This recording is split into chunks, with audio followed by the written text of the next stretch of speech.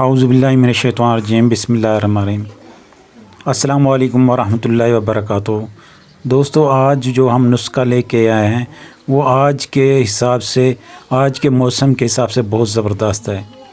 اس میں آپ دیکھ رہے ہیں کہ پودینہ اور سونف یہ دونوں کا کعوہ بن چکا ہے۔ ہم آپ کے سامنے یہ دیکھیں گے، یہ سونف ہیں اور یہ پودینہ ہے۔ پودینہ چاہے آپ کو سبز مل جائے یا چاہے خشک مل جائے، یہ دونوں ہی کارگر اور زبردست ہیں۔ اچھا، اس کا ایک تو فائدے بتائیں گے، دوسری بات یہ ہے کہ یہ کیسے بنتا ہے یہ بھی آپ کو بتائیں گے۔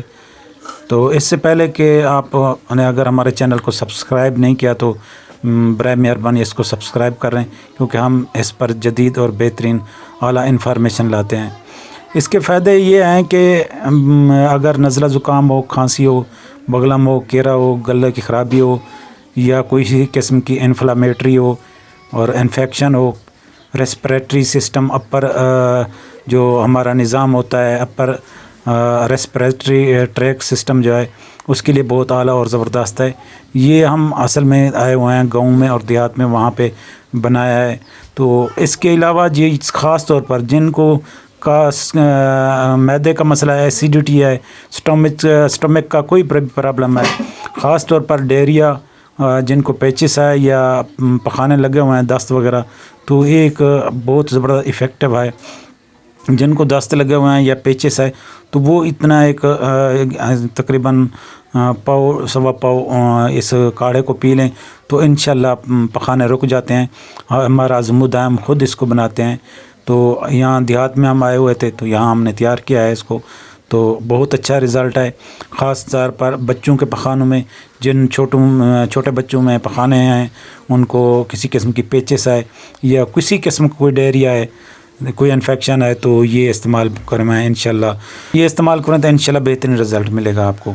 یہ سونف اور پودینہ ہے، یہ آپ نے کرنا ایسا، اس کو کم از کم 3 چمچ سونف کے اور 3 چمچ پودینے کے یہ آپ نے لے لینا ہے، اور تقریباً 1 کلو پانی ہے، اس میں ڈال کے آپ نے اس کو آگ پہ ابالنا ہے، اور اتنا ابالنا ہے کہ یہ تقریباً 1 پاؤ 1.5 پاؤ رہ جائے، کیونکہ اس کا جو جوس ہے وہ اس میں نکل آئے۔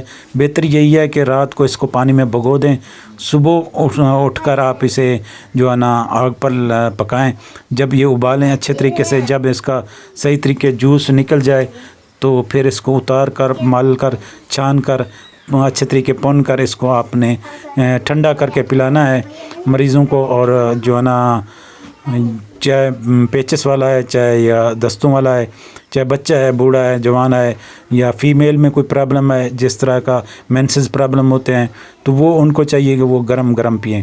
اگر پٹھوں کی کمزوری ہے تو وہ بھی گرم چائے کی طرح پی سکتے ہیں۔ اس میں میٹھا بھی ملایا جا سکتا ہے۔ جن کو دست نہیں ہے یا پیچس نہیں ہے، وہ اگر کسی جو ہے نا انفیکشن کی وجہ سے پیتا ہے، چیسٹ انفیکشن کی وجہ سے، تو وہ اس میں میٹھا ملائے گا، مصری ڈالے گا حسب ذائقہ، یا شہد ڈال لے۔ اگر وہ صرف سٹمک کی پرابلم کی وجہ سے پیتا ہے تو اس کو چاہیے وہ ٹھنڈا کر لے، ٹھنڈا کر کے پیے، اور اس میں کوئی سی قسم کا کوئی میٹھا وغیرہ نہ ملائے۔ میٹھا ملائے گا تو پخانے اور بھی زیادہ ہو جائیں گے۔ اگر وہ جو نا ویسے پیتا ہے تو بہترین اور اچھا رزلٹ ملے گا۔ دوستو، اگر آپ کو ہماری یہ کاوش پسند آئی ہو تو ہمارے چینل کو سبسکرائب لازمی کریں، لائک کریں، شیئر کریں۔ اگر کوئی پرابلم ہو تو نیچے کمنٹس کریں، انشاءاللہ ہم اس پر تفصیلی ویڈیو بنائیں گے۔